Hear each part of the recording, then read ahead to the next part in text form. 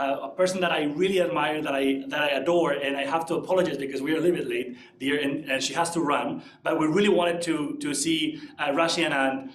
She comes from India, and she is the founder and CEO of Lakshyam NGO. She is helping kids to develop. She's providing so much help to so many, and doing it in a very innovative way. And she's just so effective in what she does. No support whatsoever. She just does everything, and then people just join her because she is amazing. So please welcome our friend Rashi Anand from India. Thank you so much for being here, dear.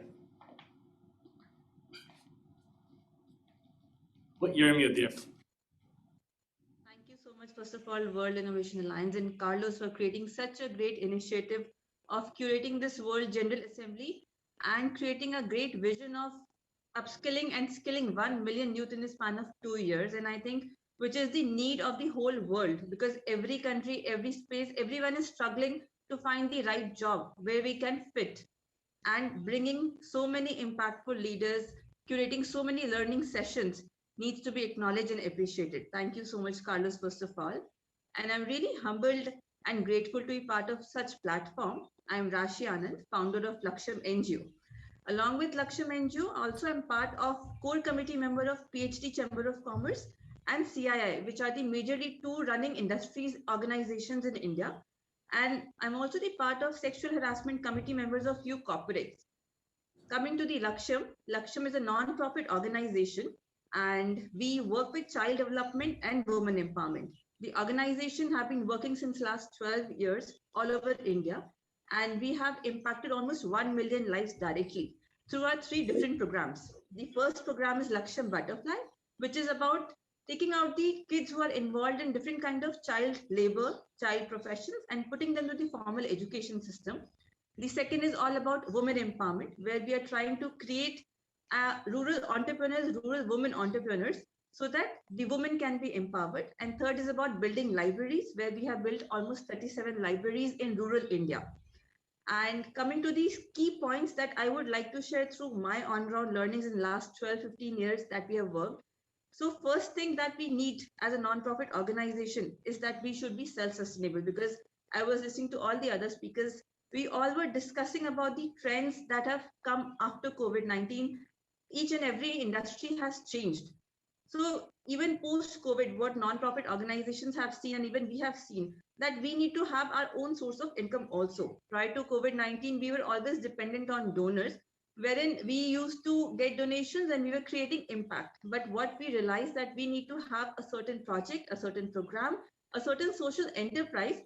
Even after COVID-19 or something like this pandemic happened, the amount of contribution that comes to the non-profit organization has declined in many of the non-profit organizations.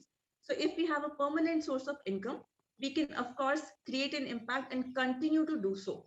So being an organization, we need to be self-sustainable. We need to have a project that could be self-sustainable. And second, while working in a non-profit sector and we are trying to create impacts, we should try to create rural entrepreneurs. We should try to create micro entrepreneurs, because like I was just going through the vision of World Innovation Alliance also, creating jobs and finding jobs so that every person, every family can be sustained is the biggest challenge that everyone is going through. And for that, people are shifting from one village to another village, from village to city, from city to a bigger metro city. And even the migration is happening from India to different countries, from Bangladesh to different countries also. So the whole problem of migration is also happening. So the solution has to be decentralization. So every non-profit should focus on creating rural entrepreneurs, micro entrepreneurs. And the third giveaway should be that we need to network and be aligned with all our stakeholders. So stakeholders include the people who are working on ground, the community where we are working with, all our donors, all our partners, all the corporates, all our interns and volunteers. So every organization should have a very strong bonding and a connection with all our stakeholders. We usually take from all our stakeholders, but the non-profit should be aligned in a way where we are also giving back in a certain way. So it should not be just we want something. We are also in a platform, or we are able to create that platform. You as a donor, as a partner, the non-profit is also giving back to you something which you can give as a takeaway. So these are the 3 key learnings that I would like to share.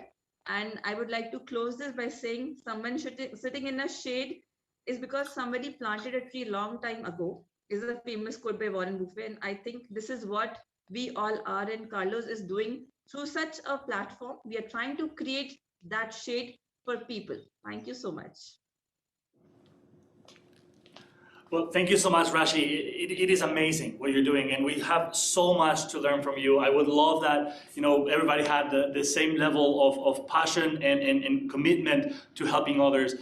So much to learn from you, and just so happy to celebrate you and your work and your impact. And of course, don't say, Carlos, this is our initiative. It is of all of us to just grow together and try to improve ourselves and improve the world. And I am just so happy that you have shared your vision today, so we can be inspired by your action. Thank you so much. Thank you so much. See you soon.